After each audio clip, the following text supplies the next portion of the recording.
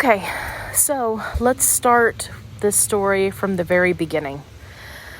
So originally, inside of the Facebook group, there was a comment on someone's post, and it had a picture of a very young puppy, and it was this whole comment was about don't buy from this breeder is a scammer, this breeder, will steal your money. I mean, they're a terrible person.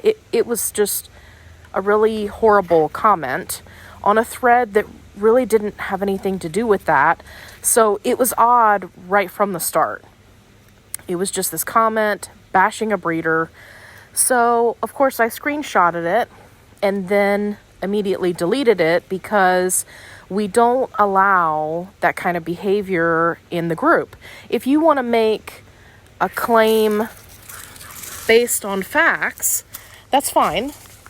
And I don't have any problem with that, but you have to be able to provide those facts. You can't just make a claim about, someone being a bad person and then not be able to back it up. So I messaged them and I said, hey, this is really coming out of nowhere. It's in a violation of the group rules. I need for you to explain yourself. So there was no response.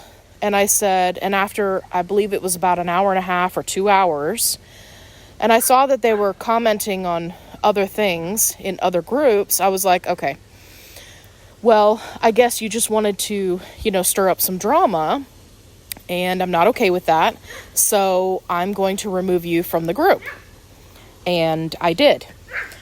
So then I looked very closely at my screenshot of the puppy and realized that, okay, I do think that's a puppy from that breeder. So let me reach out to that breeder and see what they have to say. So I reached out to the breeder and I was like, hey, is this your puppy? And she said, yes. And immediately off the bat, she was like, oh yeah, that's the one with the psycho lady. And I was like, oh God, this is going to be a whole thing. Here we go.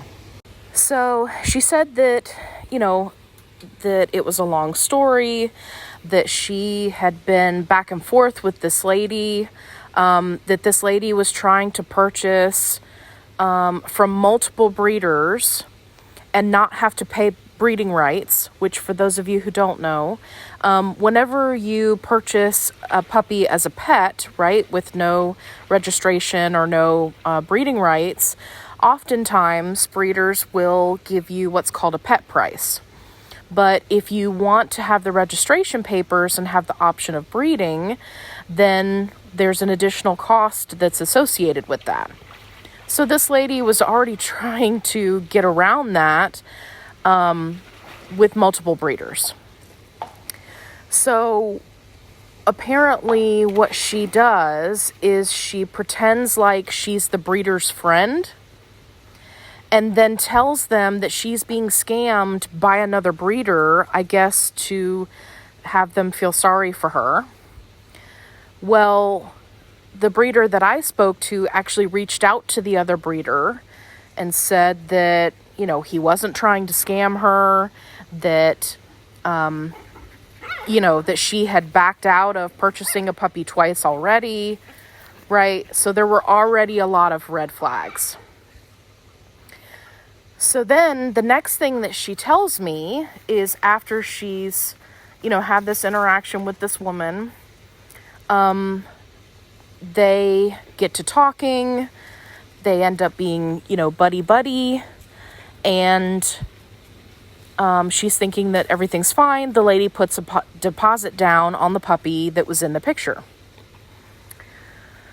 Well, that's when her inner crazy came out, and she showed up at the breeder's home at 8 a.m. demanding the puppy, and he was only 5 weeks old. He didn't have his shots. She hadn't signed the contract yet. She didn't have his papers. She just showed up at the breeder's house demanding that she give the puppy. Now, as a side note, this is one of the many reasons why I tell breeders, do not give out your address. You know, a phone number, fine, you can change a phone number if you have to, but do not give out your home address, because you're opening yourself up to situations like this that are not safe. I mean, imagine you're coming to your door, it's early in the morning, you're thinking, oh, that Amazon package that I ordered is about to show up, right? Someone knocks on the door and you open it, and it's a quote-unquote puppy buyer who's now decided that they're going to show up at your door and threaten you, and you better give them the puppy. So, anyway, this woman threatened to call the Better Business Bureau. She threatened to get her brother involved. Like, it was a whole thing. It was very scary. So the breeder gave the woman the puppy, right? I mean, what are you going to do? At this point, the lady has already shown that she's mentally unstable by just showing up at the house. The puppy's not even old enough to leave yet, which, by the way, is illegal in most states. So, anyway, I let the breeder know that she should have called the police. She should have slammed the door in the lady's face and called the police, because that's insane. She could have been shot. She could have been robbed. I mean, it could have been really, really bad. Much worse than just having to fork over a puppy, which is bad in and of itself. So, come to find out that this woman is also racist. She either has multiple profiles, or she has a friend that she then uses to call and text and harass the breeder. Because now that she came over and stole this puppy, now she wants the papers. And I'm like, you have got to be kidding me.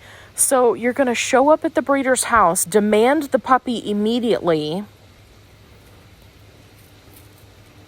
in a threatening manner, and now after the fact you want the papers because you want to breed the dog? Like, this, anyway, it keeps getting better. So she enlisted friends to harass the breeder, sending hateful emails, threatening to, turn them into the government. Just really, just awful, awful stuff.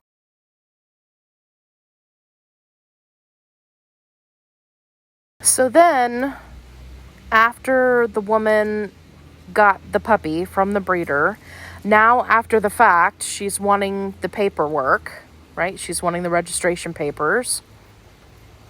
So what she did is, after a couple of days, she called the breeder crying, saying that, leaving her voicemails, which I heard, that were, her just sobbing and saying she was so sorry and she overreacted, and, how much she loved the breeder and she shouldn't have acted that way because they were friends, right? Very, very weird. Like, the emotional roller coaster of ups and downs with this person is just insane. So, anyway, the breeder was like, I don't know what to do because she keeps calling. So I was like, well, you need to block this person. I mean, they've got the puppy. There's nothing you can do about that. But you do not have to continue to allow them to harass you, to drag you on this emotional roller coaster ride. Like, this is crazy. So then, when we're just thinking that this is all going to be over with, I get a message to my business page that says, I'm sorry, from this person that says, "I'm sorry you think the only reason I joined your group is to cause drama. Nothing could be further from the truth. There are hundreds of Pomeranian groups on here, and I chose this one," which they're a member of other groups too, so I don't know what they're saying there. "I bought a Pomeranian from the breeder and had trouble getting the AKC papers. I called AKC and they have never heard of her or her kennel. I did some investigating and found out that 5 other people have had similar experiences with the breeder. And if you need further proof, you can ask this other person who has a list of troublemakers and scam breeders. You assumed wrong about me. There are 4 other people who have had trouble with this breeder, and I hope it doesn't happen to you. I don't think this group is beneficial for me, so I am leaving. God bless and be safe." Okay, well, you're not leaving the group because I had already kicked you out of the group, so I'm thinking you don't know how groups work, but okay. So here she is sending me this message trying to convince me that this breeder is so terrible. Meanwhile, she's calling the breeder, fake crying and apologizing so that she can get the papers. Absolutely unbelievable. So, of course, the breeder was totally flabbergasted, and she was like, "I can't believe that. You know, that's so two-faced. She's calling me crying, but she's sending you a message like that." I'm like, yeah, don't give her the papers. What you need to do is you need to try to go get your puppy back because this person is obviously unstable. So then the lady ended up calling her again because she said the puppy has blood in his stool. And I was like, of course he does, because he's 5 weeks old. He's been, taken out of his home with his siblings and, mom way before it was time. Who knows what she started feeding him because there wasn't a smooth transition because she came and stole the dog. So I'm sure she was just feeding it whatever puppy food she had. And of course, the puppy's going to get diarrhea, which in severe cases can lead to blood in the stool. So now she's going back to the breeder that she stole from, asking for help because now the puppy is sick. And I'm like, you have got to be kidding me. So anyway, I thought that was going to be the end of it. But it wasn't. So the next day, the breeder messages me and sends me a screenshot of a notification email from PayPal that this person has opened up a claim against them for a full refund of the price of the puppy. So now, not only has this woman stolen this puppy, tried to, trash the breeder's name anywhere that anyone would listen. Now she's trying to get a refund from PayPal and get to keep the puppy for free, which is 100% illegal, right? That's fraud. So, of course, I let the breeder know. I was like, you do not use PayPal for full payments like this. You have to you can use PayPal for like a deposit or something like that, but this is what some not very nice people do, right? They get a puppy and then they turn around and they try to get their money back so that they can get the puppy for free. And it's fraud, it's illegal, and you can absolutely, take them to court for that and get your money back plus some. It's bad. So it's called defrauding a merchant. So it's not something that you want to mess with. So anyway, I let the breeder know that they should definitely not use that, use PayPal for a full balance for a puppy again.